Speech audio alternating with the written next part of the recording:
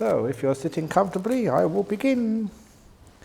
Dear Ajahn, could you please say a few words again on the causes of stillness? The cause of stillness is letting go. And in order to let go, especially let go of doing things, we have to stop wanting things. And when we stop wanting things, one of the nice ways of stopping wanting things is to let go of all past and future. Because if you really let go of all past and future, there's no place where wanting can go. If you want something in the future, you want to change the past, but if your whole perception of past and future are really gone, you can't want anything. When you can't want anything, you can't do anything. When you can't do anything, you're still. And the stillness just grows and grows in intensity. That's one of the reasons why we spend a lot of time focusing on the present moment and letting go of your past and letting go of your future. And even though that was the first exercise which I gave you all on this retreat, still you can always remember the exercise and continue doing that exercise throughout the retreat. And if things aren't going well on the retreat, just strengthen the present moment awareness. You're here. So stop going places, stop doing stuff for the future, and just stay more in this moment. And you all know that this moment, this is where your future is made. This is the only time you can do anything about your future, right now. So imagine if you can just look after this present moment, care for it, be kind to it, relax in it, be peaceful in this moment. That's the best you can possibly do for the future. So those of you who are concerned about your future, stay more in the present moment. And then you find that you don't want anything. This present moment is a very nice place to be in. So that's why we stay here.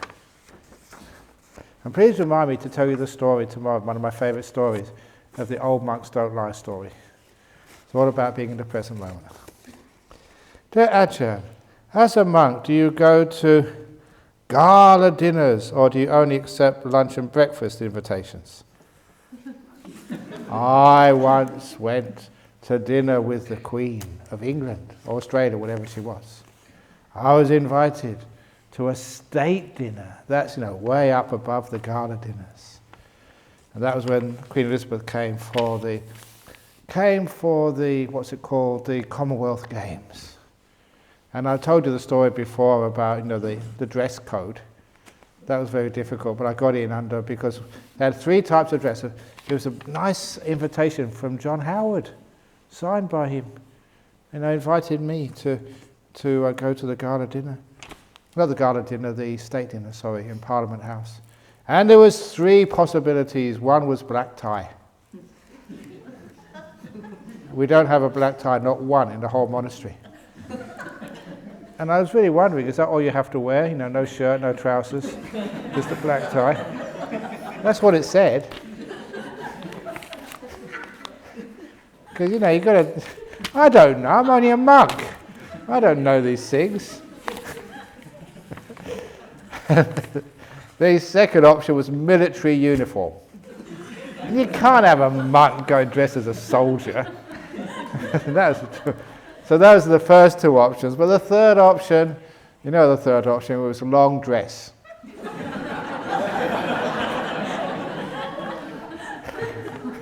It was. And I thought, I can go. So I went there. It was really good fun. I love doing stuff like that. And of course I went to the Parliament House in Canberra, and as soon as you walked in, got stopped by security. But I had my invite, so I said, here, I can go in. So they let me in. But it was a dinner. So monks can't eat, the stuff which was on offer there. But this was really high class. So they have these things called protocol officers. They find out, what monks can eat. And I was very impressed. So that when everyone else was having their first salad course, I had a plate of cheese. That's really nice cheese, not the rubbish you get. Shouldn't say that here.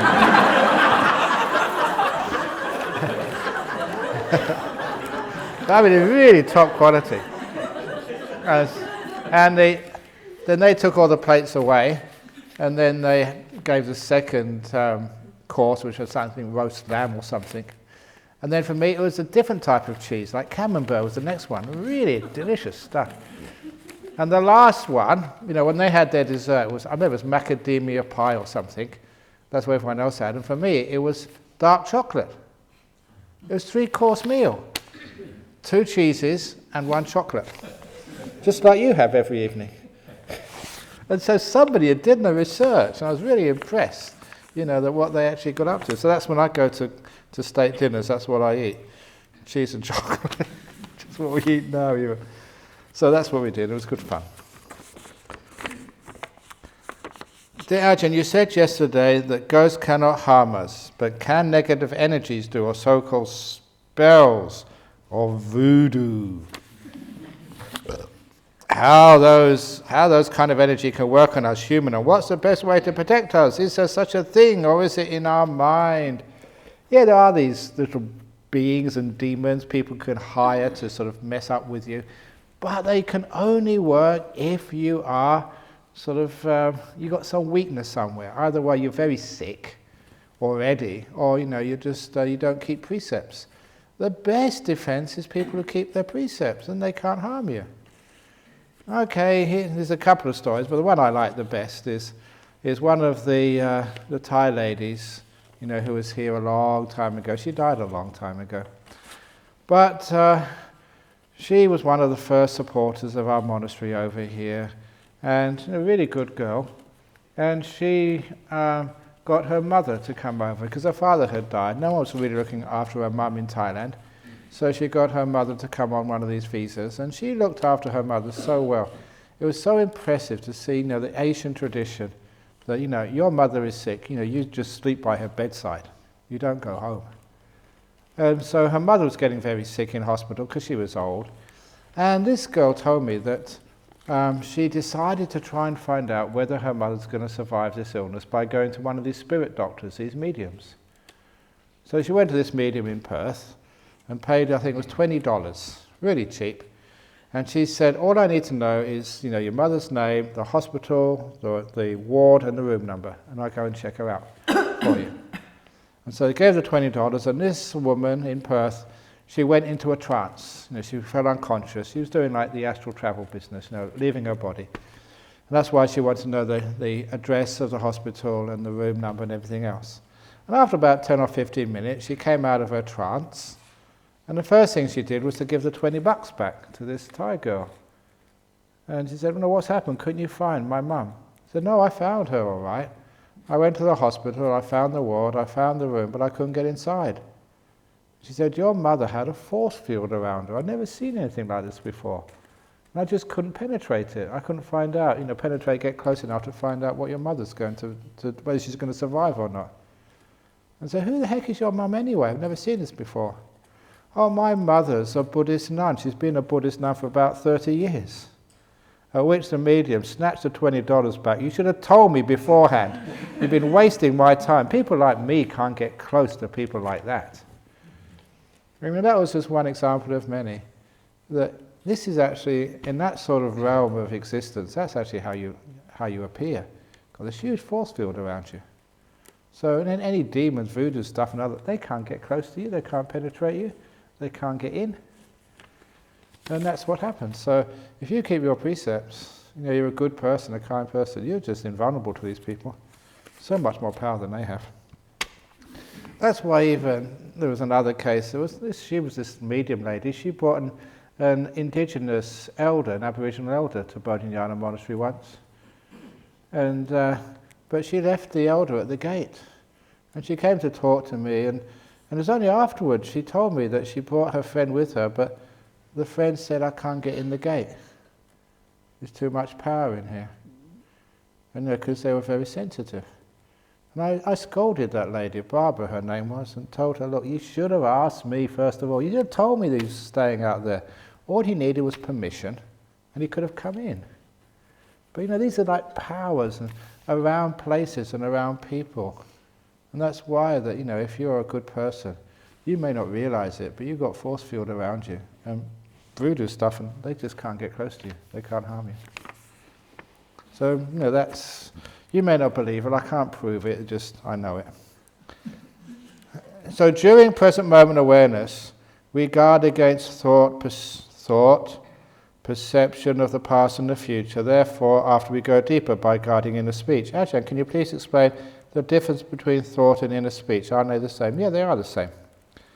So that's why that, the thought and the inner speech, they're mostly the same. I should mention that sometimes that you can actually move the mind. It's almost nothing is said, but the mind moves in the right direction.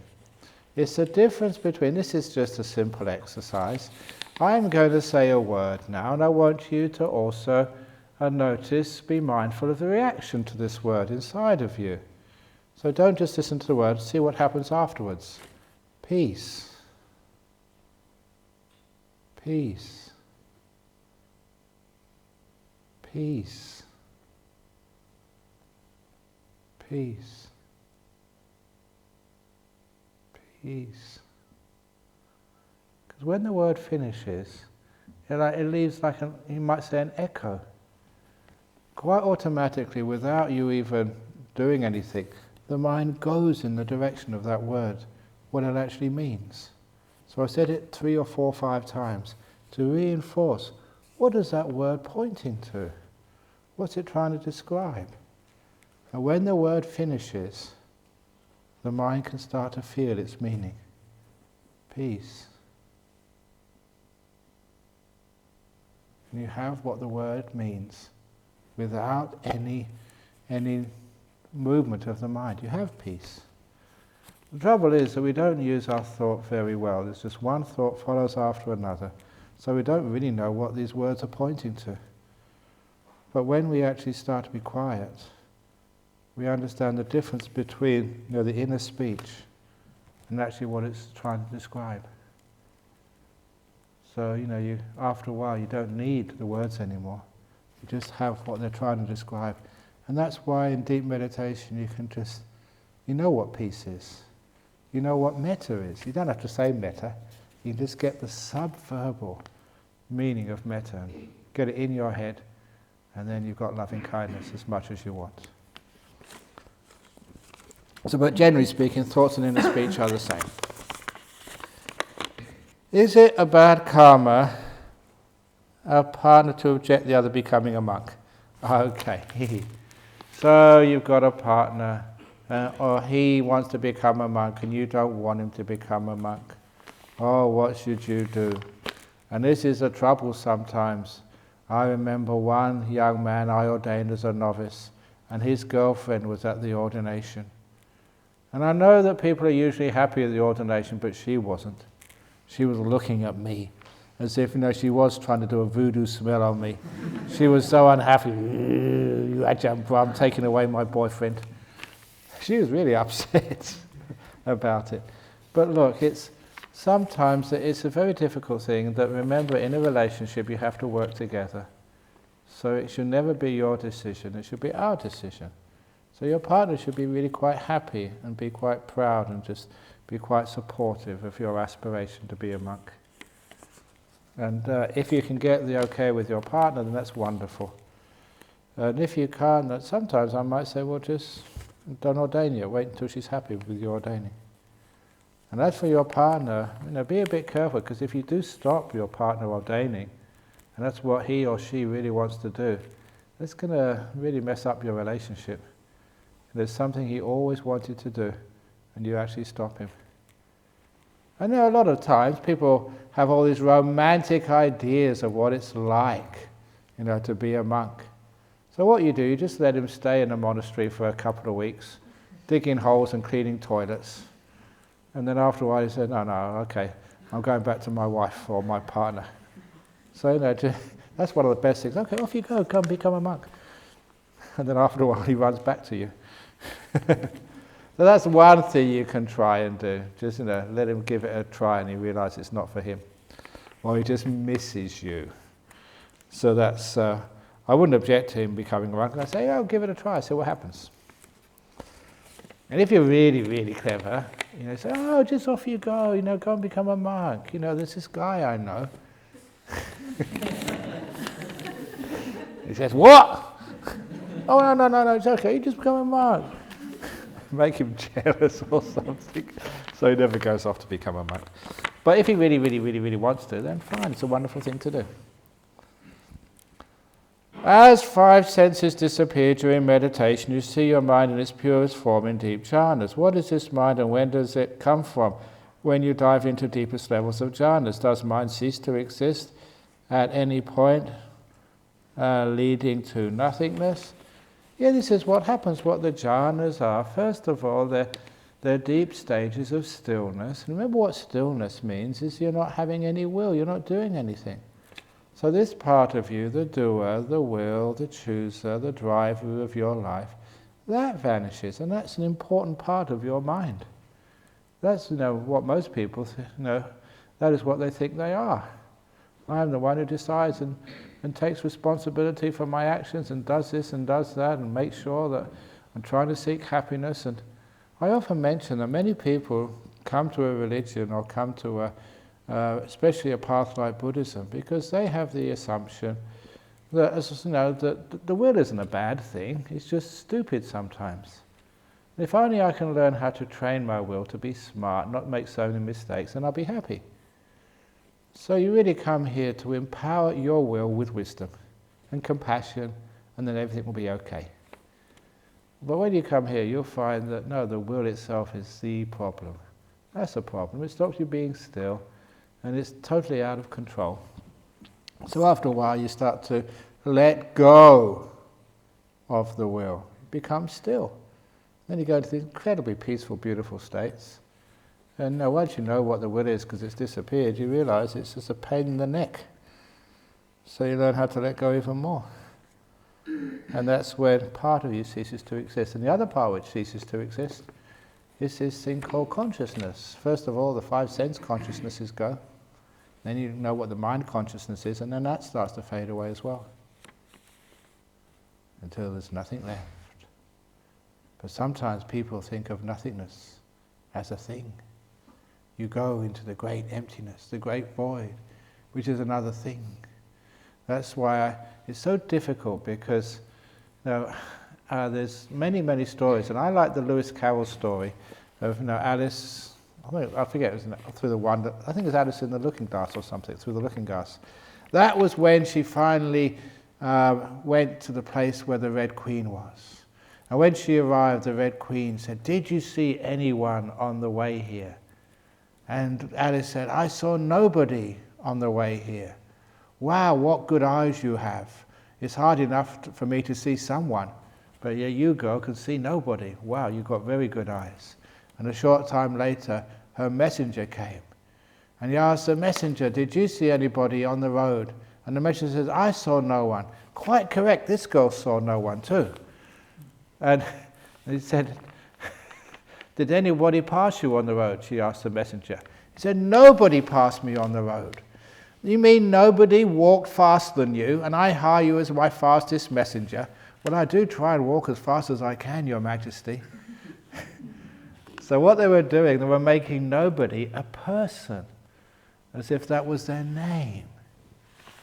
That's why sometimes you see people with this t-shirt, it's one of the nice t-shirts, and it says,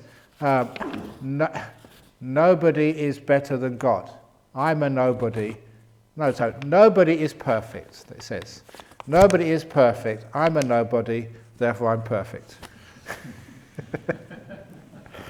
They're just messing around with language, making nobody a person, making nothing a thing, making emptiness the final holiday home for enlightened beings, where you can live happily ever after. Unfortunately, it's not like that. So everything ceases to exist. Poof, gone forever. Dear Ajahn, you say that when the mind is still, the attention naturally goes to the breath because it's the only thing moving. What about the heart beating? Good question. When my mind is still, and even sometimes when the breath seems to stop, I still feel very strongly the heartbeat pulsing throughout the body, sometimes even accompanied by heat. It's not very peaceful usually. Exactly. That is a problem. More people are aware of the breathing than the heartbeat. But as soon as you start looking at it, it's there, and it's so difficult to remove once it's in your perception. So that's usually, the breath is the usual way for most people, and the heartbeat is not a problem. But if that does happen to you, the solution is that simile I gave this morning of the TV set. What's on the edges disappears after a while. As long as you don't put the disturbance in the center of your screen, then it sort of vanishes. So the way to deal with that problem is, you know the heartbeat, but make sure you also know the breathing, the rhythm of your lungs. And put the breathing in the center. That's the one you're really focusing on. And the heartbeat, you're not trying to get rid of it, it's actually on the edge. It's not the center of your screen. The center of the screen is the breathing. That's the most important. So you're watching the breath go in, the breath go out. You can feel the heartbeat, but it's on the edge. It's not in the center. And it's only a matter of time when actually the heartbeat just disappears by itself. You don't know when it disappears, but it has disappeared. So you're just focusing, keeping the center on the main thing. And then all the other disturbances, distractions, noises, heartbeat, feelings in the body, that eventually vanishes. And it's just noticing about focusing. If you really want to try this now, focus on my head, and after a while my body vanishes. If you really focus on my nose, after a while you can't see my ears. You just focus in all the time. So you've got your breath, you've got the heartbeat, you've got other stuff going on. Put the breath right in the very center, that's what you focus on. The heartbeat's maybe a little to the right or the left, but soon that's totally vanished. That is the best way of dealing with a heartbeat problem if it ever comes up. But it's true, it's very disturbing. And you can't calm your heartbeat. If you really do calm your heartbeat and it stops, you're in big trouble. And so am I. So you're dead. The Ajahn, do you know about NYC? That's New York City, isn't it? About NYC Pragmatic Dharma, the Hamilton Project. No, I don't know that at all. How about Mahasi Sayadaw meditation? Yeah, do they lead to Nibbana too? If you don't know, please don't read. It's a waste of time putting that on the end of the question.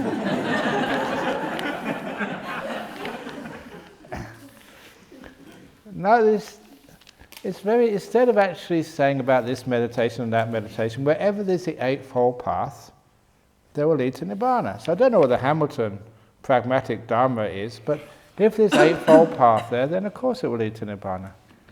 Which means you have to have precepts. You have to have virtue, right speech, right action, right livelihood. And some people know that, especially in places like the United States, say, you don't need all that precept stuff. Just, you can have sex, but don't get attached to it. They say that, and it's really crazy stuff. Don't have sex with anybody, don't be attached. And, take drugs, but, just let go afterwards. Come on, this is against the precepts. And if you are breaking precepts, basically no right speech, no right action, no right livelihood, which means, the Eightfold Path is not there. You do need right mindfulness, effort, the effort to say no, the effort to stop. And you do need samadhi, which is stillness. So each one of those, and the right stillness is always the jhanas. You do need those things to become enlightened. So you always check whatever method they're teaching, as long as there's the Eightfold Path there, all the 8 factors, then it's going to lead to enlightenment. If one of them or more of them are missing, it's not going to get there. Dear Ajahn, sometimes when I am calm after meditation, I feel my heartbeat, pulse stop. It's all silent inside for a few seconds and then continue as normal. Phew. This does not happen often, but is there any connection to the gaps between the breaths that you have been talking about and the gaps between the heartbeat? Could be. Sometimes it's just the heart is, it knows what to beat and how long to beat and what to do. And if it doesn't need to sort of pump much blood through the system, everything is well oxygenated, then it'll probably just pause for a little while. So it's okay for the time being. As long as it's natural, and then usually there'll be no problem at all. And you know those stories, if you get very deep in meditation, and this really starts to shock some doctors, but it's true, if you get very deep in meditation, your heart doesn't pump at all. It stops beating, and you're perfectly healthy. there's many stories, but one of those stories is Ajahn Chah. He had his stroke, so he could not speak for, I don't know how many years, about 8-9 years, I think, before he passed away. So during that time, he was in a wheelchair, just looked after by the monks and by one doctor, or one sort of medic rather. And this was one story I was told. It happened apparently many times. The one evening there was 2 or 3 monks looking after him, plus the medic, and Ajahn Chah stopped breathing and no pulse. And the medic was there, and he just freaked out. We better get him to hospital, he's dying. And the monk said, no, forget about that, he's just in deep meditation. And of course, the doctors don't believe that sort of stuff. So they did this great experiment. And the experiment was the doctor was going to take blood samples every few minutes, just to make sure the blood was well oxygenated. And he did that every few minutes. He took some blood samples, and the blood was always well oxygenated, even though Ajahn Chah was not breathing at all. And that meant as long as there's oxygen in the blood, then everything's going to be okay. It's just when there's no oxygen in there that things start to die. So there was a case, Ajahn Chah was not breathing at all, and still plenty of oxygen in his system, which meant he was obviously alive. And that's what happens in deep meditation. You stop breathing. But it's also in very deep meditation, the heart stops as well. And that was that fellow over in Perth who, I love telling this story, so you've heard it before, but this is a golden oldie, but it's a true story. He was meditating at home on a Sunday afternoon.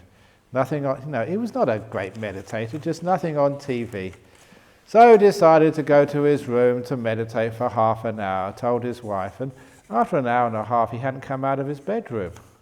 So the wife goes to check on him and sees him sitting in perfect meditation posture, absolutely still, too still. She couldn't see his abdomen go up and down. He wasn't breathing. So she rang the emergency number, 000 in Australia. And she rang the 000 number, and in 5 minutes, the ambulance came, screaming into their driveway, rushing out, feeling this guy's pulse. There was no pulse there at all. He wasn't breathing. So straight into the ambulance, top speed to the hospital, which was Sir Charles Gardner Hospital here in Perth. Straight into the emergency room, and putting ECGs and EEGs on him. They were both flat. There was no heart activity and no brain activity either. It's a perfectly flat line. And, usually he would have gone down to the morgue, but on that particular day, it's amazing just, how these things happen. Good fortune or whatever was that the doctor on duty was Indian guy. And his parents had told him that some meditators can get into deep meditation, deep samadhi, and suspend all their life activities. And because his wife had told the doctor he'd been meditating before, nothing else, the doctor thought it might be that he's just in deep meditation. So he kept on putting these defibrillators on his body, the electric shocks, to try and get his heart going again. And apparently many times, according to his wife, they tried to revive him using electric shocks. Nothing worked at all. Until he decided, this is what he said to me, he said he decided to come out of his meditation. And as soon as he came out of his meditation, he opened his eyes, beep, beep, everything was perfect. No problem at all. And of course the doctor was really shocked, surprised, what's going on. But the doctor gave him a thorough examination. He was perfectly healthy, nothing wrong with him at all. And so after that experience, the doctor actually allowed him to walk home with his wife. Not even sort of go in a car or an ambulance, because it was not that far away. And he said, no problem at all. And during that period, he was just experiencing incredible bliss. And, he couldn't feel those electric shocks. He couldn't hear the sirens and all that activity, all these people, getting so desperately trying to keep him alive. He couldn't hear anything. His 5 senses were totally shut down. And his heart, because he was in the hospital, he had all his machines on him. Total flat lines, no brain activity, no heart activity, but perfectly okay. Just that sixth sense, the mind. No, not the brain, it was the mind working, and so happy, having the greatest time of his life. So that's a true story. So this is what happens sometimes. Yes, the heart can stop in a deep meditation, but when it stops in that deep meditation, you're perfectly okay. Nothing can harm you. And even the other story I like to tell in case you get afraid, because people are just so scary cats, and they've got just no courage at all. So you don't have to worry at all, because there's a story in the suttas of this monk, tell this on every retreat, this monk who was meditating in the jungle, and he was obviously in a very deep meditation, because when two Buddhist villagers came past, they too thought he was dead, because they couldn't see him breathing. And these were really faithful, devout Buddhists. And so they thought it's not correct to leave a monk dead in the jungle where he could get eaten up by the animals. The right thing to do, because we're Buddhists, is to give this monk a proper cremation. So while this monk was in his jhanas, the villagers gathered some wood, put the monk on top, and lit the fire. That's in the suttas. And so when the flames are up there, that you guys, you're busy, you can't just hang around all day for the cremation to carry on. It's going to be burnt out now because you can see it's happening. So they went off to collect their vegetables and mushrooms, whatever they were doing in the forest, and they're leaving the monk to be cremated. And the next morning they were very impressed when they saw the monk walk into the village on arms round. No injury on him at all, and even his robe was intact. No burn marks on the robe. And he said, no, that's actually something which happens if you get into these deep jhanas. It's amazing. There's something supernatural there. You can't be destroyed. So if you do go into a jhana, and they do think you're dead, and they do put you in the crematorium, in the ovens, they put you in there and they close the door. Once the fire has gone out, they open the door, hi, me again. You'll survive. It'd be really cool when that happens. Get your name in the papers. But so you're perfectly safe. So, if this happens naturally, you've got no problems. Ajahn, thanks for your time. You know the 5 stages of grief and loss. One of them is anger. You said allow anxiety to come, embrace depression. But when one reacts to trigger, why not one supposed to explode the imploded anger and let it dissolve and vanish? Why should one block it away by having grateful thoughts? Is venting out anger not being grateful? And now this is Elizabeth Kubler-Ross, and she just noticed most people, especially her clients in the United States, they have these stages, but not all people are from the United States. And sometimes that's the trouble with psychology. They describe, US people instead of describing other people. Some of the psychology you have is actually culturally specific. And that is why it just does not work on, say, Thai people. And some of the Thai people that come to me and said, well, I had to go to counselling. I don't know what this counselor's on about. I'm supposed to be angry. And I'm not angry. But you're supposed to be angry. But I'm not. But get angry, otherwise you can't get you through to the next stage.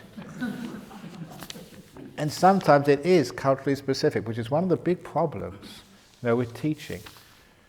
And different cultures respond in different ways. So those 5 steps, they're not the same with all cultures.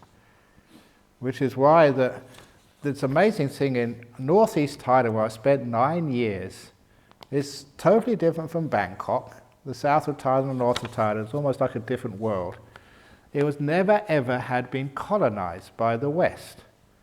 In fact, much of it was so remote in those days that this is absolutely true, that in some villages I was the first white man they'd seen ever, let alone a white monk. They'd never seen a white person before. And so, no TV, no electricity or anything like that, so they couldn't see anything on the TV And I was the first white person. I remember going on alms round in this village.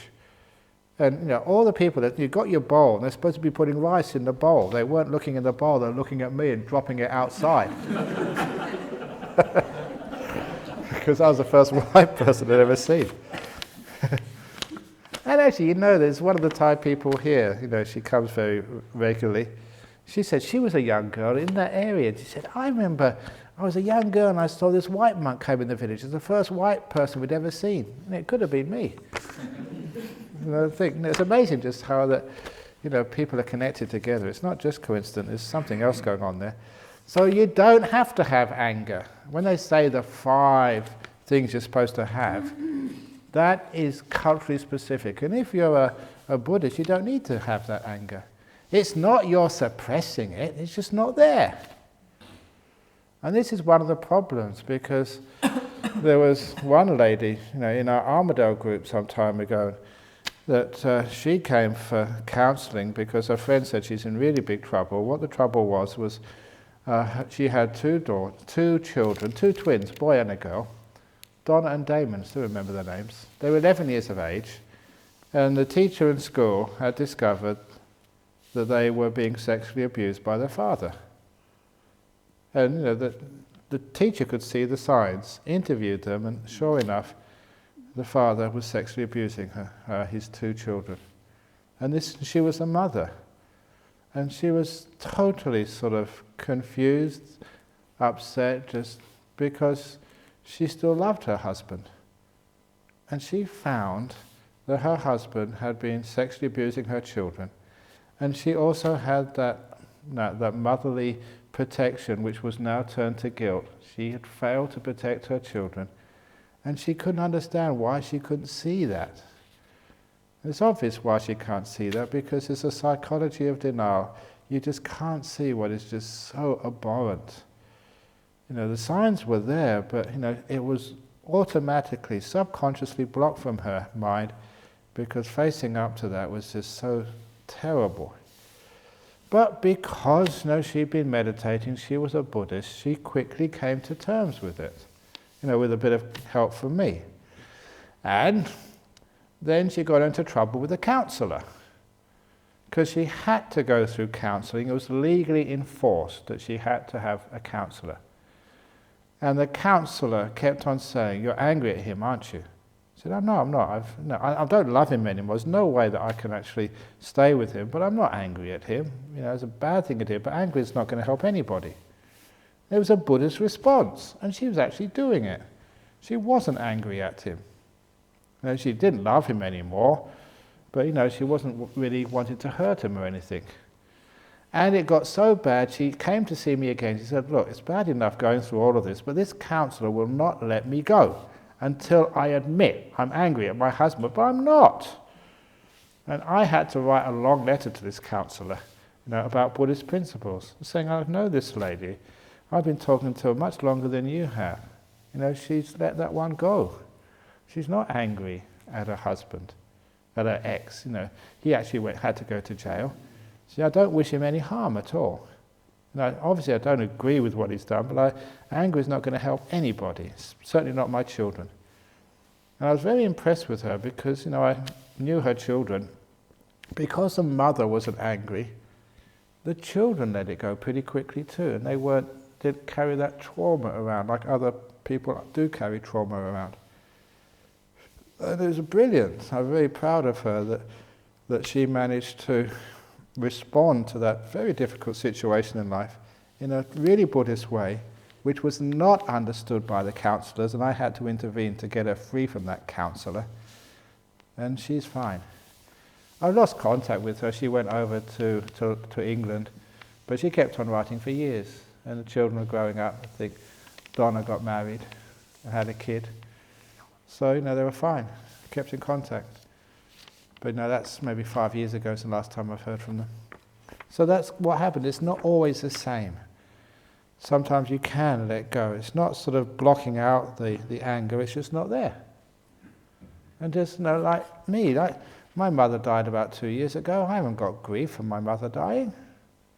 This is my mother. I've only got one. And I love her very much. But she died. She had a very good life. She had dementia at the end. And when she died, my view was that she had been released from a prison. Well done, Mum. Congratulations. There's no grief, no tears, no sadness. A sense of completion of a good life. It's a Buddhist way of looking at things. Am I weird? I'm certainly not suppressing anything. I know what's inside of me. There's just no grief there. Isn't that a much better way to look at life? Instead of all this grief and anger. And unfortunately, much of grief in our modern world is imposed by our culture. You are supposed to cry, when somebody, your father dies.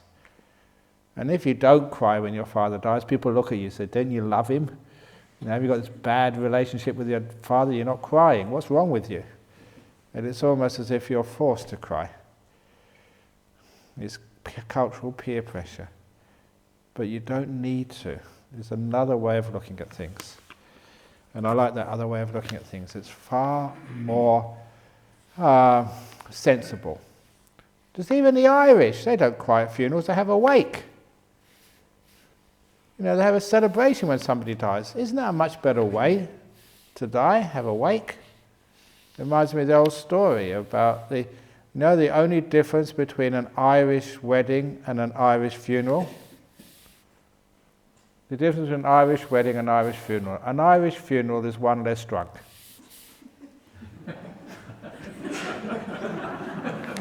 The one in the box. Okay, that's it. But why not celebrate a life instead of mourn a death? Anyway, can you tell more about young Gautama's experience of jhana? Can kids experience it? Yeah, they can. But a lot of times they don't know what's happening. What I found out all these years I've been teaching, that so many people can experience these jhanas, they sort of fluke it. They just press the letting go button and they have these great experiences. It's just like that when I was teaching a retreat in Penang many years ago. Again, they said there's a person here who's having a lot of psychological problems.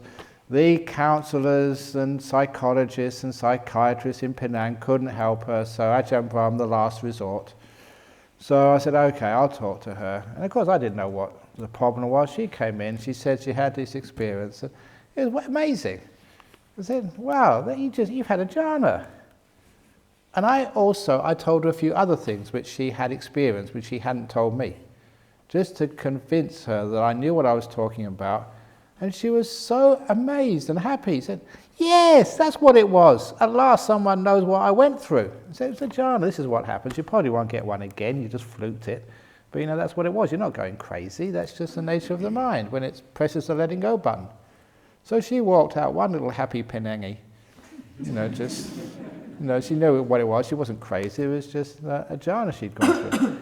She'd fluked one. And so many times that happens. Well, not many times, but it's quite a few people. They come up and they tell me something which happened to them in their life, and I listen to them, and it's exactly what happened. I know exactly what these things are. And I say, yeah, that was a jhana. And just to convince them, I always add a few extra details which they hadn't told me, which I know about occurs in those states. And they're convinced, wow, yeah, that was what it was. So some people do fluke them. If we can be enlightened as a layperson, what is the reason for joining the Sangha? It is possible for you to go back to, for those of you coming from the eastern states, it's possible to go back to Sydney by walking. You can do that. But you'd be an idiot to walk back to Sydney when you can get a cheap air flight for $200 or something. Now, who would actually walk to Sydney from Perth? You're crazy, because it's a much easier way when you go by aircraft. Yes, you can become enlightened being a layperson, but you're crazy when there's this beautiful flight, business class in the Sangha. You get there much quicker, less tired, if you join the Sangha. That's why the Sangha is there for. It's easier. That's why the Buddha designed it, so people can get enlightened quicker, faster, with much more ease. But yeah, you can become enlightened as a layperson. You can walk to Sydney, but I wouldn't recommend it. When I follow the breath in meditation, do I need to label it as in or out? No. You can if you want to. But that's only the beginning. If you label it in or out, just to try and suppress some of the random thoughts. But only the beginning. After a while, it's in, it's out. You don't need to sort of act like a sergeant major at an army camp. In, out, in, out, in, out, in, out. Come on, keep up, in, out. It just gets sort of quite boring. However, if you do want to play around, I'll give you another little exercise. Oh, no, should I? Oh, I've already started this now. Another little exercise. Now, when I say go, I want you to close your eyes, breathe in and out 3 times, and then open your eyes after, the third out breath. Okay? Go.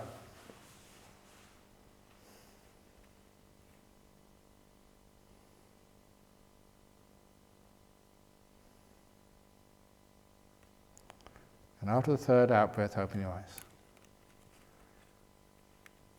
Very good. Some of you can't count or you stop breathing, I don't know what.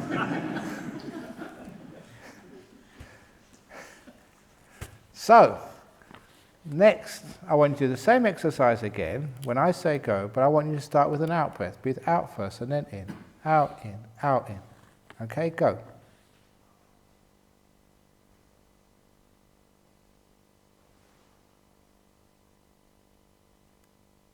And after the third in breath, open your eyes. Now, you would have discovered that's totally different. In, out, in, out, in, out is totally different than out, in, out, in, out, in. So I call that backwards breath meditation. You start with the out breath and then you breathe in. It just makes it a little bit interesting. You are messing around with your head and making it more mindful and more aware. So if you want to be playful, try backwards breath meditation. Invented for the first time in 2,500 years by Ajahn Brahm. No one else has ever done that before. Like kangaroo meditation, invented by me too. I'm an innovator in meditation techniques. But try it just makes it interesting so you don't get bored. That's like in, out, it's supposed to just make it a little bit interesting. But see if you can try backwards breath meditation. Out, in, out, in. You find it makes you much more mindful. As long as I watch the whole process in detail, do I need to know the fact that whether it's now the in state or the out state? Do I need to continue to have the concept now it is in the breathing in state or breathing out state? No, you don't. Just at the beginning, just to make the breath interesting. And after a while, once you know the breath and it's very clear to you, you don't need to know whether it's in or out at all. Dear Ajahn, control comes from ego. The wiser one is the less one controls.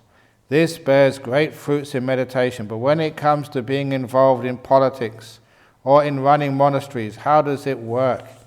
Easy. Delegate.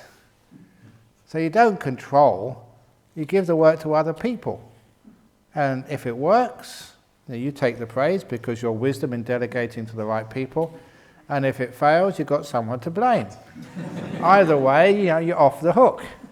So I do that a lot here. Jhana Grove, I delegate that to Dania and Mike and Burr. So anything goes wrong, they're the ones to blame.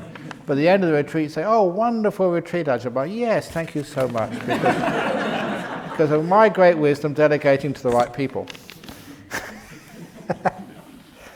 So that's how you stop controlling things.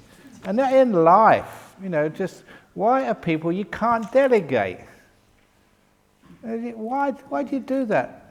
On Friday night, what day is it today? Tuesday today.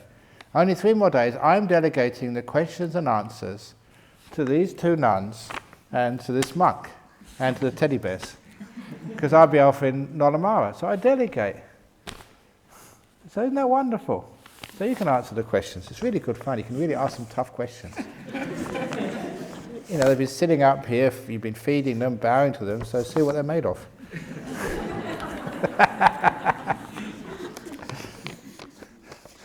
And because I think, who's the senior here? suppose, you must be the scene, are you? So if it's a question, you think this is a tough one, I delegate this question to That's the way to do things in life. So, if the wise ones stand back passively, then doesn't this allow the control freaks with the big egos to rise to the front? That is a good question, but if you put things in a good way, then the control freaks can't survive. Like the Buddha, that's what he did. The Buddha set up the system so control freaks just can't survive. You have to let go. If you're controlling all the time as a monk, you can't meditate. You get stressed out, and obviously people see that you just get angry at everybody.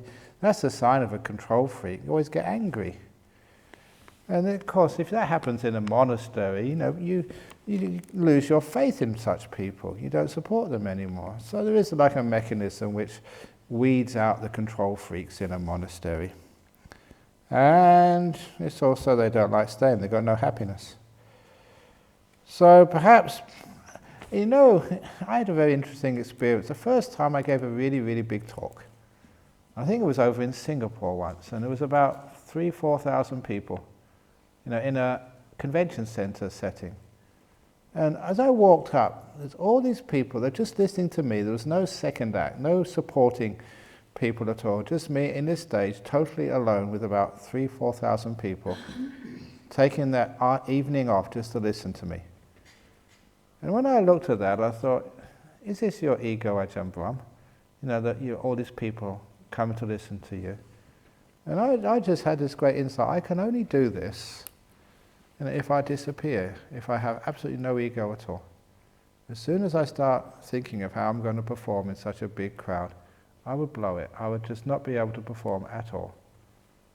And so I realized that my training, Ajahn Chah trained me to sort of let go of my ego. And that's the only way you can give a good talk to so many people without being tense. Vanish. And then you can give really nice talks. So that's one of my tricks. Sometimes I give these talks to huge groups of people, 10,000 people. I think there's 7,000 in the stadium in Korea next month they booked me for. In the stadium giving a talk, to thousands of people. How the hell can you do that? And if I have one bit of ego in there, I will stuff up. So I just vanish and disappear, no ego at all. And then actually it works. You can give nice talks and you have fun too. So that's, there is a mechanism here in this monastic life. Now, if you start getting egos, you fail every time. But if you let go, you can actually do amazing things. And when it gets to, I get back to monastery, these monks, they put me in my place. I go into my cave, and there's no sort of, you're not with Queen Elizabeth anymore, having 2 cheeses and 1 chocolate. You're back in your little cave, sleeping on the floor. So it's great. And sometimes you see that I always make sure that every now and again I do some hard physical labor. And sometimes Daniel's got me working on the roof at the teacher's cottage, pictures of me working. And sometimes you just get down off that roof, Ajahn Brahm. You're not supposed to be on the roof, you're too heavy, it will collapse. But I have to do that just to make sure I do something physical and labour, and just so you're not always just this big shot. So is there any way to control from a place other than ego? Are we destined to have the less wise as our leaders, the wise giving way to them? No, it's actually that, there is a way that you get the real big leaders, like an Ajahn Chah, no ego at all, like a Buddha, no ego. So you do get really good leaders, a Mandela, Gandhi. Who's the other one with very few ego? Sorry? Aung San Suu Kyi. There's lots of leaders like that, and they're the really good ones, the really high quality ones. No ego at all. Or very, very small egos. So anyway, what is right action in Buddhism? It's not harming anybody, including yourself. Dear Ajahn, this is an official complaint. Haha. Dania, please. It's obvious. No, I think it's a bit of a joke. With extremely cheap 6-star accommodation, you don't pay very much and it's 6 stars, in a pollution-free paradise, surrounded by scenic forest and animals, spoiled by friendly staff, kind fellow meditators and a relaxing schedule, accompanied by 2 world-class entertainment sessions every morning and evening, self-service free flow of tea, coffee, chocolate and milk, full continental and Asian breakfast and international buffet lunch. This is the complaint, by the way. Here comes the complaint. I'm in big trouble. I have gained 2 kilograms every day. I'm still counting. That's the complaint. You haven't gained weight. Your heart has got bigger.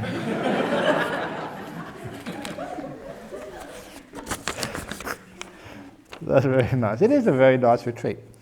Dear Ajahn, I often see flashes of light and figure lights on the corner of my eye like if someone is standing next to me. What is that? I'm checking up on you. You think I'm not watching. I know what you're up to. No, it's not me. And on photos there appear to be lights or orbs. Why do we see these things? Okay, first of all, on the corner of your eye, that's a place where lots of imagination can happen. Perception can play all sorts of tricks on the corner of your eye. If it's in the center of your eye, that's a bit more interesting. Flashes of light come up, that's quite natural, that's not the nimittas yet. And the orbs, have you seen these photographs? And they have orbs on them. I saw this photograph in a monastery in KL years ago. And it was a photograph of a Tibetan monk with this big orb right over his heart. And the photograph was on top of the donation box for his monastery. That was fraud, that was a scam. What he was saying, look, I've got an orb, I must be holy, put some money in the box. But the truth of the matter is, and I know this as a scientist, you should know this too, that's dust particles. You can see orbs in casinos. You can see orbs in nightclubs. You don't get self-respecting heavenly beings going to nightclubs or pubs or these other places where you see orbs. It's just dust particles, that's all. I remember when people went the first time they went to India with me, they had all these dust particles in Bodh Gaya and in Kusinara. They think, wow, there's so many devas in these places. And I said, no, India is so dusty. That's why you have all these particles. And experiments have been done. These aren't heavenly beings. It's not supernatural. It's just dust. It's a diffraction pattern. The flash of the light gets on the dust, diffracts it, and it reflects back into the camera. That's on your pictures. That's all it is. But some people say, no, that was a heavenly being. Look, it's an orb over my chest. I'm a holy nun. Please give lots of money to our temple. That's fraud. Which of the 6 realms do ghosts belong to? Thanks. Your realm. If they belong to some other realm, you wouldn't see them. They belong to this realm. They belong to Jhana Grove, your cottage, your room number. That's where they belong. Now you're quite safe. Look, as I mentioned, nuns, monks, even lay people, you've got force field around you. Remember, indigenous elders, they couldn't get into the monastery where I was staying. So ghosts, they can't get in here, okay? They're forbidden. They've got to get permission from me first of all. Maybe sometimes I might give them permission to come and visit you. No, I wouldn't do that. So they're fine. You're perfectly safe here. This morning you mentioned the hells, angels, and pest exterminator getting into jhana. On the other hand, monks and nuns observing hundreds of refined precepts may not experience jhana their whole life. How then do you explain the necessary link between sila and samadhi? Are there other more important influences, such as karma or past life experiences? So many different influences which make one get into deep meditation. But the ones who've got very strong sila, they've got really strong foundations. Yeah, it may take them longer, but when their jhana happens, that's a big one, that's a huge one, because they've got really nice foundations. Sometimes this guy, he wasn't a Hell's Angel, he just looked like one. He's a very nice guy when you get to know him, but on the outside he looked really fierce. And even the pest exterminator, that was his job. It was a really nice, kind, generous guy. He would go and sacrifice his time helping in the prisons. Really nice guy. So yeah, it's not just the job, it's not just the fact that you've got tattoos on your arm. There's much more to life than that, much more to a person than that. And just because you're a monk, sometimes people have a hard time as a monk, sometimes have a lovely time as a monk or as a nun. But as a monk or a nun, you really are building up a huge amount of good karma, goodness. So you're working on other factors of the Eightfold Path, especially the right speech, right action, and right livelihood. And if you get, and also just the right thought and right intention, that gets so strong that it's only a matter of time.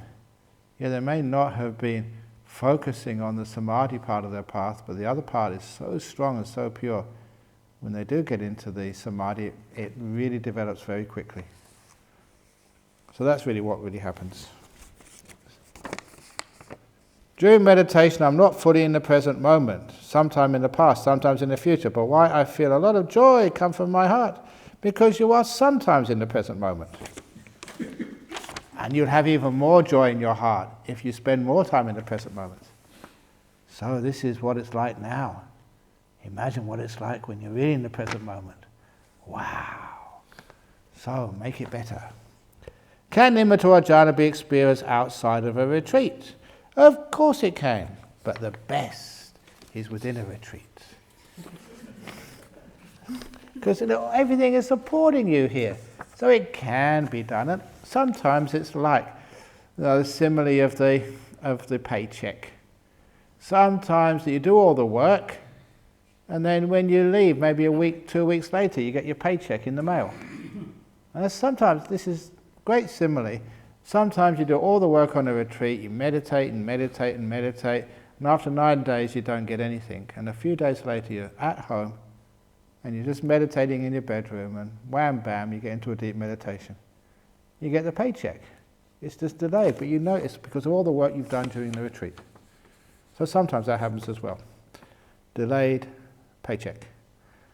Dear Ajahn, you have taught us that mindfulness is one of the elements of meditation. Our daily life is full of various activities, and to accomplish each activity meaningfully, mindfulness is of utmost importance.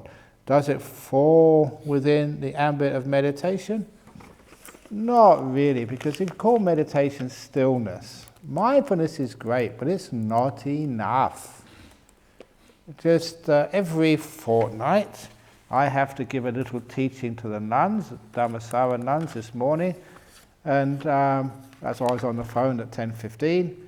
And the one which I gave them today, a little teaching, is called the Manibhadra Yaka Samyutta, where this heavenly being, it was like a yaka, not a very high one, came and saw the Buddha, and he said this poem, like it's good to be mindful, the mindful live happily and they don't get angry. And the Buddha replied, well, the mindful, it's good to be mindful, the mindful live happily, but the mindful still get angry. And he said, you should live mindful and also cultivating thoughts of harmlessness by day or night, cultivating loving kindness all the time, and then you don't get angry. It's a wonderful little saying, because people say, oh, just be mindful. And the Buddha, that's one place he says specifically, mindfulness is not enough. You'll still get angry.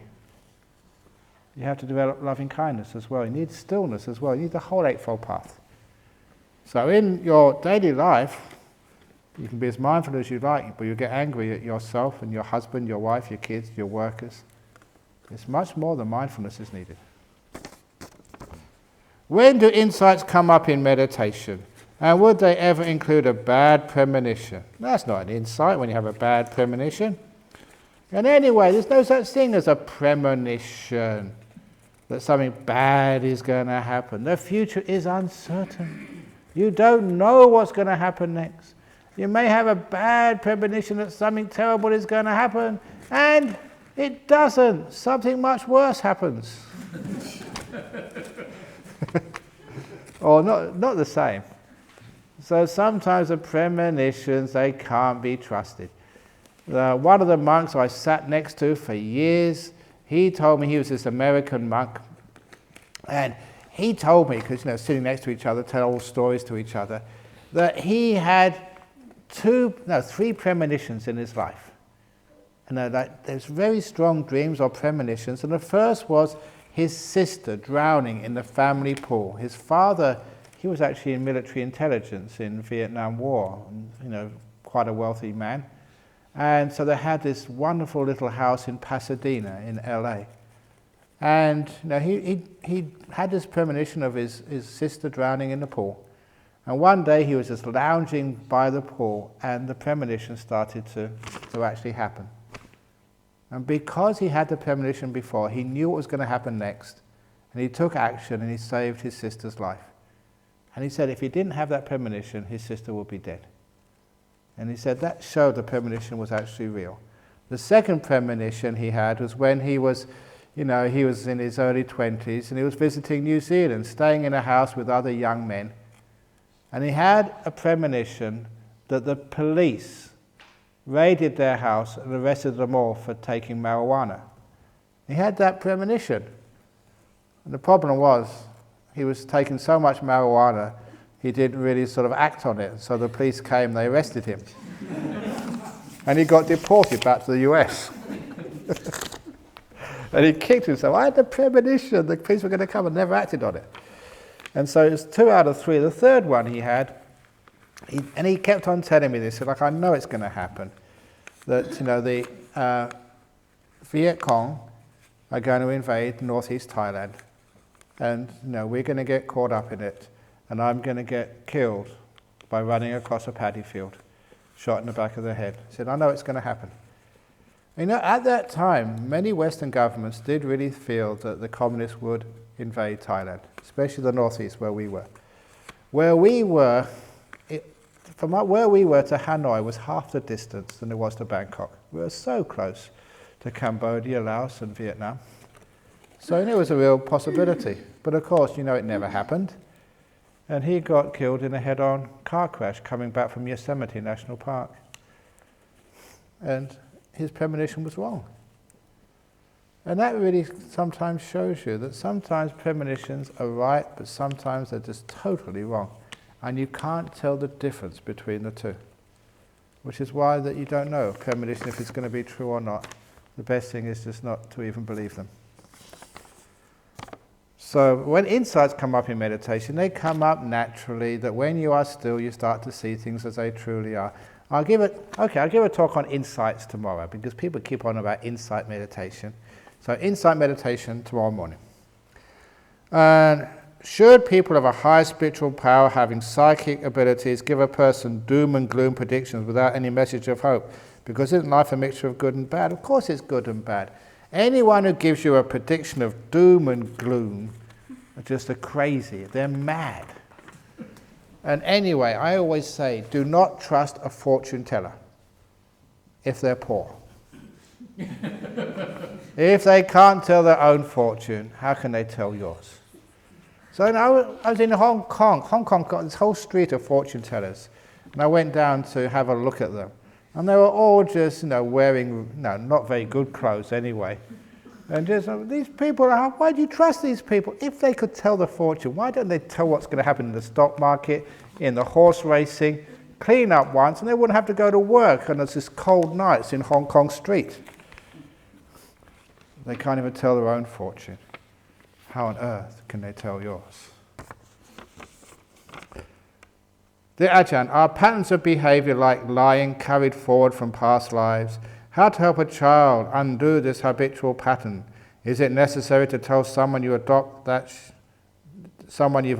that she is an adopted child, although she is well loved? That's a choice for you, to tell them they're adopted or not adopted, because the most important thing is to tell them they're loved. And anyway, they're all adopted anyway. Even they're biological. You only give the body, to the person, but where they come from, they're adopted. Of course they're adopted. You adopt their stream of consciousness from the previous life. So all children are adopted, but the body is yours. The body comes from the parents, but their personality, their character, that doesn't come from their mum and dad, does it? I was a Buddhist. My mother and father weren't Buddhists. They just gave me the body. The person inside of this, that came from somewhere else totally. So, they adopted, the most important part of me. They just gave me the car, the body I'd been driving for all these years. So, you can tell them they're adopted if you want. But, just to see whether, as long as they feel secure, they feel safe, they feel love with you, then they can accept that. But if they're already pretty insecure, they don't feel safe, then one more thing to say they're adopted, that might just, they're not really ready for that. But if everything else in their life is going well, yeah, you can tell them that, and it just doesn't really matter to them. Yeah, I'm adopted, so what? You're my mum, you're my dad, and that's it. Patterns of behaviour carried forward from past lives. Yeah, there is some of those patterns carried forward from past lives. That's why for parents, that sometimes parents, they have a kid, and the kid is a terrible kid. And the parents are just wonderful parents. And then where did this kid come from? And that, reincarnation explains so much. That even the best gardener in the world, if they've got a bad seed, can't make it grow into a beautiful tree. And other people, other parents, are terrible parents. But the seed is so good, no matter what the parents do, the child grows up into a wonderful kid. So it's not just the parents, it's just what they're working with. So that's why that you can't feel guilty, if you have a kid and they don't turn out that well. And you shouldn't feel proud if you've got a kid and they turn out to be so wonderful. It's not your fault. Because it's where they come from, there's something else to them. Dear Ajahn, I'm pretty good at letting go of the past, but I spend a lot of time planning and dreaming of my future happiness.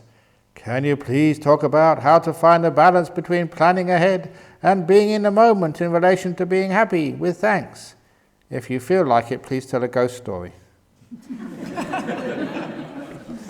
Well, we'll see. But in the future, look, if you do plan the future, I say please keep all plans out of rubber, not out of concrete. So you can change the plans at a moment's notice. Remember that telling business people that business conditions, economic conditions, they change so quickly. And if you can't adapt almost immediately, if you've got your business plan and the way you do things and you can't change immediately, you end up losing so many opportunities and just ruining your company. You have to adapt. New technology might come up, you just hear about it. Economic openings are there, and if it doesn't fit in your plans, you can't take advantage of it. Which is one of the reasons why you may make plans, but make them totally tentative, able to be changed at a moment's notice. Which means, you get all of you going overseas when the retreat finishes. Who knows? There might be a strike at the airport. So you should be willing to change your plans at a moment's notice. It might not work out. Somebody might die and you have to leave early. You've got to be willing to change your plans. Who knows? You might get enlightened. You have to be willing to change your plans and become a monk or a nun. You don't know what's going to happen. Which is one of the reasons why that you have sort of plans, but just keep them just fluid. And now, a ghost story. Okay, now what ghost story should I say? How many of you, put your hand up, here we go. How many of you want to hear the coffin story again?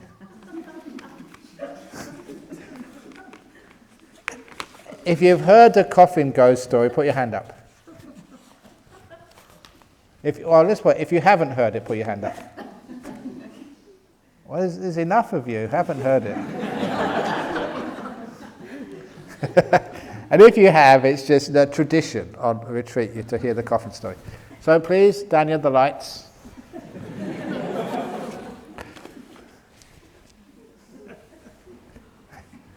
This is very good.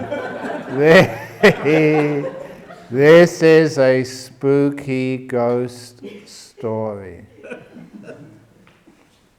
There was a friend. He was listening to a talk in the temple. And when the talk had finished, it was late. And he was having to walk home. Now there were two ways to get home. One was the long way round. The shortcut was through the cemetery. It was late at night, and he didn't believe in ghosts. So what the hell, I'll take the shortcut through the cemetery. And it was very dark, and very still, and very spooky. But he walked at a natural pace, actually quite faster than usual, through the cemetery. He got to the halfway mark. Okay, everything is safe, everything is normal, nothing is happening. And just past the halfway mark, he had the feeling, just a feeling, that's all, that something was following him. And quite automatically, he started walking a bit faster. And when he got to 3/4 through the cemetery, he could swear he could hear something following after him. So he started walking even faster. And whatever it was following him also went faster. And by the time he got to the front gates of the cemetery, he could hear it very clearly, coming after him. Bump, bump, bump, following him.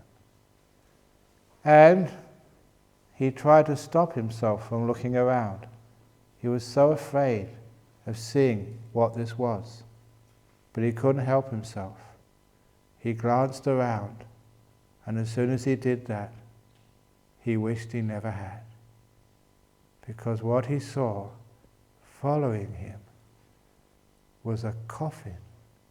A vertical coffin with dirt falling off it, with cobwebs covering it, coming after him.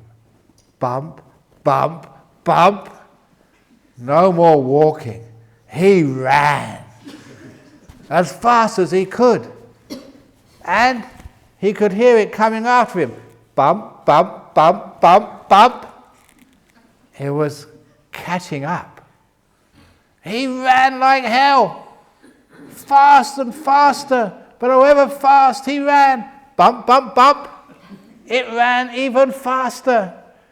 And fortunately, his house was very close by. You know, he had one of these garden gates, a little path to his door. He didn't open the garden gate, he jumped over it. Bump, bump, bump. He got to the front door as the coffin got to the gate. And he reached in for his bunch of keys and he dropped them. Bump! As the coffin broke down the garden gate.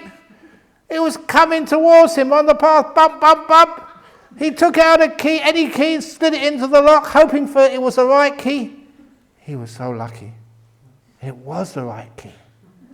He turned the lock, jumped inside, and slammed the door just as the coffin reached the front door. He could see it through the glass, only a few inches in front of him, but he had the door protecting him from the coffin. He felt safe. He was sweating. His heart was pounding. He felt so tired. Bump! As the coffin started to hit the door. Bump! Even louder. Bump! The hinges started to give way. Bump! The wood started to split.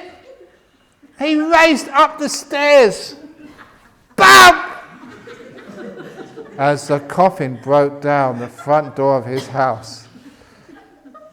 He was terrified. At the top of the stairs, he looked down at the coffin, and the coffin looked up at him. Bump, bump, bump, as the coffin started climbing the stairs. He ran into the only room with a lock, the bathroom, and he heard the coffin come up the stairs. Bump! Against the bathroom door. He was really scared. He knew he had no hope.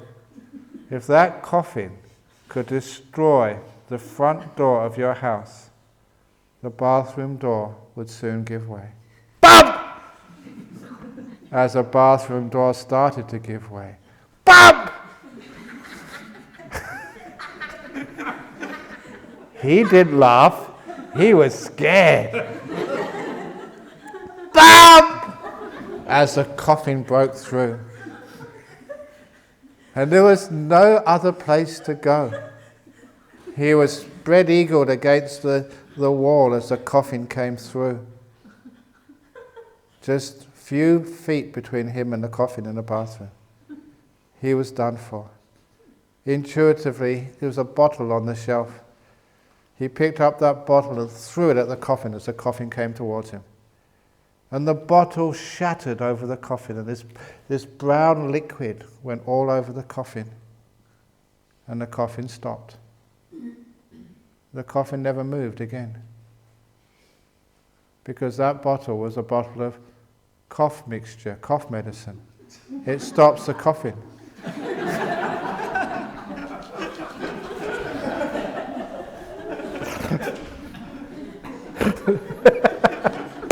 That is one of the worst jokes. And I cannot resist telling it. Cough mix, cough medicine, it stops the coughing. Okay, very good. And if you've heard it before, you still laugh. Is full moon day a good day? Why Monk's Day is a full moon day? Why some people don't like a full moon day? Will full moon day change my behaviour? Thank you. Jeepers. Full moon day is a good day. Every day is a good day when you're in a temple. Why Monk's Day is a full moon day? Because the full moon, full tummy, they go together. Why some people don't like a full moon day? Because they have to go to the temple and they have to keep precepts. Because people have to keep precepts on a full moon day, so on a full moon day you can't do this and you can't do that. So that's why a lot of people don't like full moon day. And why full moon day changed my behaviour? Because you come to the temple, and coming to the temple changes your behaviour. You have to make it up as you go along. How do you handle angry people? Many thanks. Number one, you divorce them. Oops, I shouldn't say that. No, angry people, they try and control you with their anger.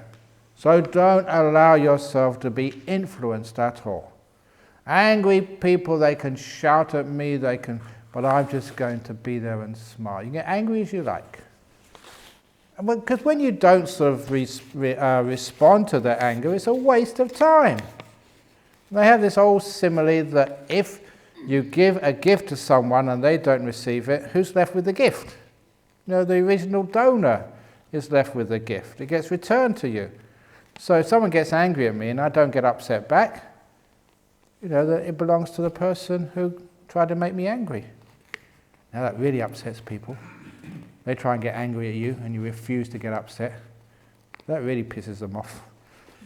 It does. They're trying to make you angry and you just sit here happy as ever. So that's why sometimes that don't respond to anger, because you're just feeding it and encouraging them to get angry again. So that's one of the best ways. Just don't respond to it. It's just crazy people.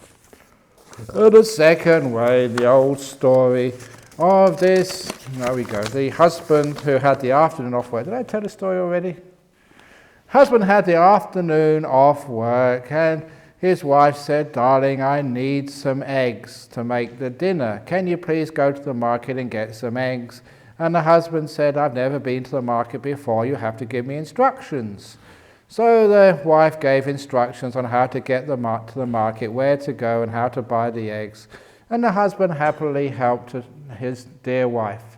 And as soon as he got into the marketplace, this young man came right up to this husband and said, "You are the ugliest person I've ever seen in my whole life. You've got a face like a camel." The backside of a camel, that is. And I don't know what aftershave you use, but it smells of dog poo. And he was just so angry and said such really nasty words to this husband. And it was in public, in a marketplace. And the husband got so embarrassed. "I don't even know you. Why are you telling these terrible things to me?" And that just encouraged this young man. This young man got so angry and cursed him, gave him all sorts of bad names. And the husband just turned around and went home. He got back home, he slammed the door. His wife said, "You're early, darling." "Yeah, never take me to that stupid market ever again. They're a terrible place. People are just so uncouth and uncivilized. You wouldn't believe what they said to me. I don't even know the person. They were so horrible to me. I don't want to go there ever again. Don't you go to that market." I enjoy doing that. Usually I have to be so peaceful and calm. So when I give stories like this, I can actually, enjoy myself. Anyway, so when he'd calmed down, the wife said, "No, what happened?" And then he said about this young boy, and she said, "Oh, it's him. Because that poor boy, he had an accident when he was very small. He fell over and hit his head, and he's brain damaged. Now, the poor boy will never be able to go to school. And he will never get a job, never find a nice girl to get married to and share his life with. The boy's crazy. He just hangs around the market. He says worse things to me, worse things to everybody. But we know who he is. He's the crazy boy." And as soon as the husband realized that he'd been cursed and abused by someone who had brain damage, he wasn't angry anymore. And as soon as his wife saw he'd calmed down, she said to him, "Darling, I still need those eggs." He said, "Okay, I'll go and get it for you." So off he went, back to the market, and this young boy saw him again. And said, "Here comes camel face, here comes dog poo." This time he didn't get upset at all. Even though this boy was getting angry at him and giving him all sorts of names, the husband calmly went to the egg store, bought the eggs and went home again. Because how can you get angry, and being sort of cursed at by a crazy person? And the moral of that story is this: if you men go home and your wife starts scolding you and calling you all sorts of bad names, just assume that she's hit her head that day and it's temporary brain damage. So if anyone gets angry at me and calls me names, "You lazy bum of a monk, you should get a proper job, why did you take all these donations, they all feed you, you should do something for all of that, you lazy monk," I just assume they've hit their head and they're brain damaged. "Oh, you poor thing." So that's how to deal with anger. Anyone gets angry, if you go back to work when you leave this retreat and your boss gets angry at you, just it's brain damage. You poor boss. If you have time, can you please tell the story of the Australian man in the Himalayan temple and mystical sounds? This is a true story. Okay, I'll tell that another day because you already had the one stupid story today. You can't tell too many stupid stories in the same evening. Ajahn Brahm, I've heard before. This is a similar question to yesterday. I've heard before that it is bad karma for parents to prevent their children becoming a monk or nun. It's different culture with Westerners. When they reach 20, parents can say, "Off you go." In fact, parents can't say, "Off you go" quick enough in the West. A few years ago, I wanted to become a nun, but I knew they don't allow, and I myself didn't want them to have that bad karma as my gratitude. They're in the 70s and 80s, and they just want to see me to be happily married. Isn't that an oxymoron? When you have two words which don't mean the same, happily and married.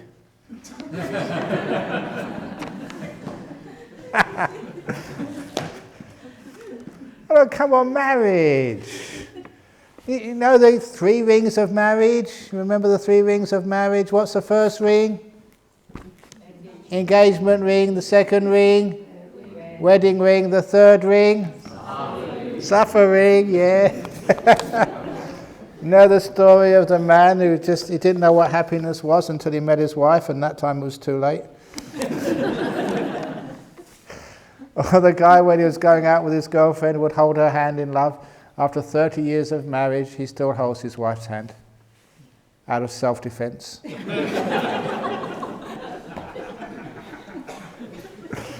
I know lots of marriage jokes. And why are you laughing? Because it's true, that's why. On the guy on his 40th marriage anniversary said, you know, even in murder they only give you 30 years. I've got 40. Sentence. But anyway, some marriages are happy. If you get it right, well done. But, you know, sometimes you want you to be happily married.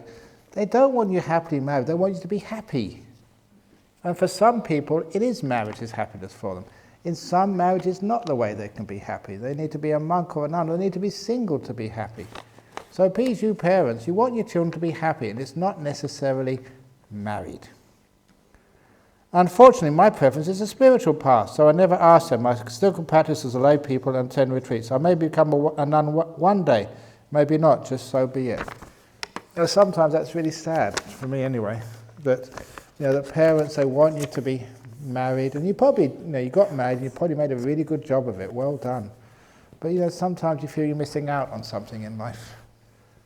And so, you know, that what you're missing out on, you know, the spiritual life is really sad. So please, if you ever have children, don't do the same to them. If your child says, yeah, I want to become a monk, or I want to become a nun, then give them that opportunity, that chance. You may not have had it, but please give it to somebody else. And it's a beautiful, beautiful lifestyle. You can make people so happy. You can spend your life telling stupid jokes in the evening about coffins bumping down the road. And you can let people sort of overcome their problems, get them enlightened. So it's a great life as a monk or a nun. And there's not enough really good monks and nuns around in our world, so it's great to have more of them. And I don't know why it is, but, you know, I have to go to Sri Lanka in June. I don't know why. I'm a Western monk. You've got enough monks in Sri Lanka already. Why do you have to import them from Australia? You should be sending them over here. So there's not enough good monks and nuns in the whole world. That's why, you know, the poor senior monks in this monastery have to travel so much. And we try not to have that in the future. In the future, there's really good monks all over the world, so I can relax and just have a nice, easy life. But we need help. So please, if you want to be a monk or a nun, please come and become a monk or a nun. And it's a wonderful life, like many people do these days. And it's so inspiring. You know, you can really, really help people. And in my room, in the little office, I've got this drawer, not a drawer, it's a cupboard, and I stuff all these letters in it. And I have people who say, thank you, Ajahn Brahm, I've been listening to your talks. Without those talks on YouTube, I'd be dead now. Now, without you, or without those books, without those talks, you know, I had cancers, and the cancer's now gone. My marriage was really just broken, and I read or listened to you, and now I'm living happily with my husband, my kids again. It's incredible, the amount of really good work which has happened over those years. And that gives me so much fulfillment. I want you to be as fulfilled as well. And not only that, the happiness you have inside yourself by practicing. It's the best lifestyle of all. Why not? I know one reason why not, because we're all full. Bodhinyana Monastery and Dhammasara, but we've got other monasteries we're getting up, over in Santi Monastery, over in Sydney, over Jhanas here from Victoria, they're building a big monastery over there. We've got monasteries in the United States and other parts of the world. We're franchising. So yeah, be part of it and have a wonderful life as a monk or a nun. You don't have to be young to be a monk or a nun. In the time of the Buddha, there was one guy, 120 years of age, and he ordained as a monk. And he ordained at 120, he got enlightened a couple of months later, and he died about a month after that. He left it to the very end, but he just got in. So there you go, there's a chance for you. There we go. Okay, well that's the last question. The one about Himalayas I'll leave for another day. So, there we go, that's the entertainment over this evening. Now you've got to go boring sleep. Sadhu. Sadhu.